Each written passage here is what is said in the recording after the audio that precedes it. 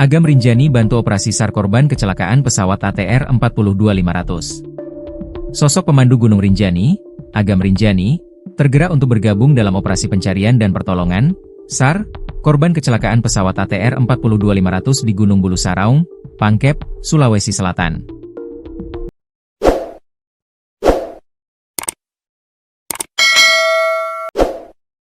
Agam Rinjani atau bernama lengkap Abdul Haris Agam adalah sosok viral ikut turun ke jurang sedalam sekitar 600 meter mengevakuasi jenazah Juliana Marins, pendaki asal Brasil yang terjatuh dari tebing jalur Gunung Rinjani pada Juni 2025 lalu.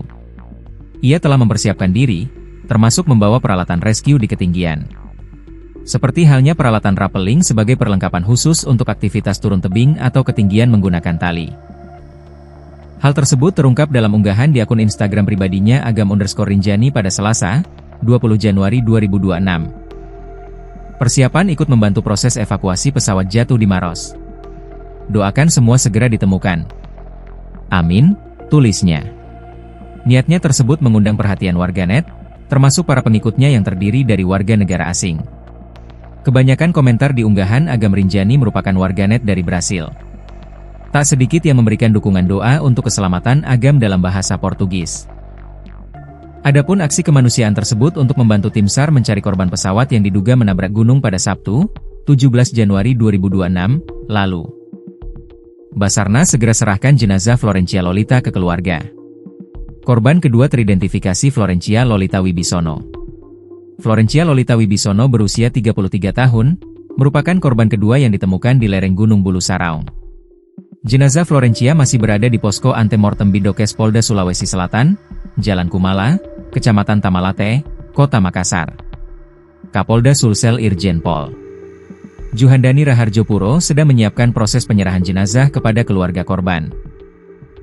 Pihaknya masih menghubungi keluarga Florencia Lolita Wibisono. Saat ini terhadap satu korban tindakan lebih lanjut kami masih berkoordinasi dengan pihak keluarga terkait akan penyerahan lebih lanjut, jelas Kapolda Sulsel Irjen Pol Juhandani Raharjopuro dalam konferensi pers di Bidokes Polda Sulsel pada Rabu, 21 Januari 2026, pukul 11.30 WITA. Irjen Pol Juhandani menyebut korban akan diserahkan Basarnas ke keluarga. Penyerahan korban leading sektor dari Basarnas. Sudah disimpulkan korban teridentifikasi Florencia Lolita Wibisono, sambungnya. Kepala Pusat Identifikasi, Kapusinden, Bareskrim Polri Brigjen Pol Masyudi menjelaskan proses identifikasi. Kedatangan jenazah berjenis kelamin perempuan ini disebutnya masih bagus. Sehingga papilari sidik jari masih bisa terbaca. Papilari Ridges merujuk garis-garis menonjol pada jari. Sehingga kami langsung ambil sidik jari dengan peralatan yang kami miliki bisa membaca identitas bersangkutan, kata Brigjen Pol Masyudi dalam konferensi pers di Bidokes Polda Sulsel pada Rabu, 21 Januari 2026, pukul 11.30 WITA. Dijelaskan, pembuktian dilanjutkan dengan mengambil sampel pembanding. Sidik jari jempol tangan kiri korban dibandingkan dengan data miliki tim. Tetapi untuk buktikan secara sains kami melakukan pembandingan yaitu mengambil sidik jari jempol tangan kiri dan pembandingan dengan data pembanding. Sebagaimana disampaikan, misalnya sidik jari pada postmortem dan sidik jari pembanding, kata Brigjen Pol Masyud. Kondisi Florencia pramugari pesawat jatuh, ditemukan pakai seragam tersangkut di pohon. Pramugari pesawat ATR 42500 yang jatuh di kawasan Gunung Bulu Saraung, Kabupaten Pangkep, Sulawesi Selatan akhirnya ditemukan. Sayangnya Florencia Lolita Wibisono ditemukan dalam kondisi mengenaskan tersangkut di pohon tepi jurang.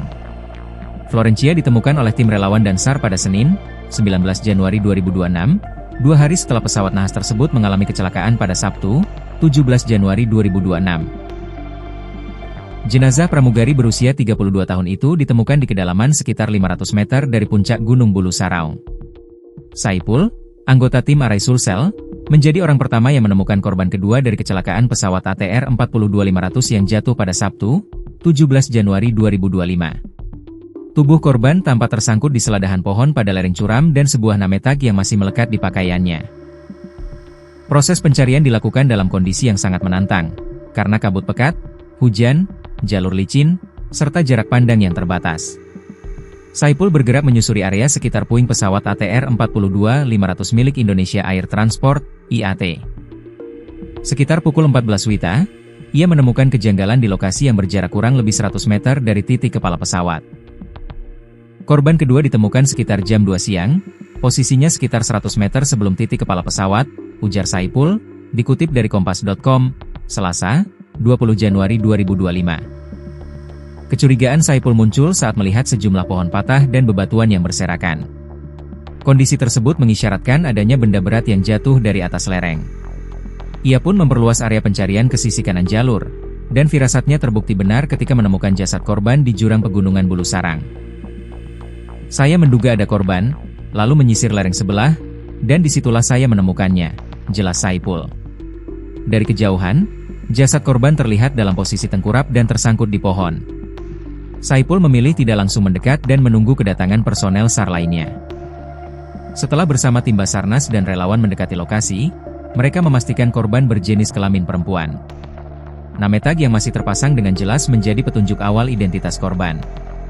Name tagnya masih utuh dan bisa terbaca, ungkap Saipul, dan ia mengingat nama yang tertulis adalah Florencia, meski belum dapat memastikan identitas secara resmi. Saipul menuturkan, korban ditemukan dalam kondisi mengenaskan akibat jatuh dari ketinggian. Tubuhnya tertahan pohon di lereng terjal dengan posisi tengkurap, dan kaki kanan mengalami patah. Saat ditemukan, korban masih mengenakan seragam hitam ATR 42500, celana jeans, serta sepatu kets hitam. Proses evakuasi yang sulit.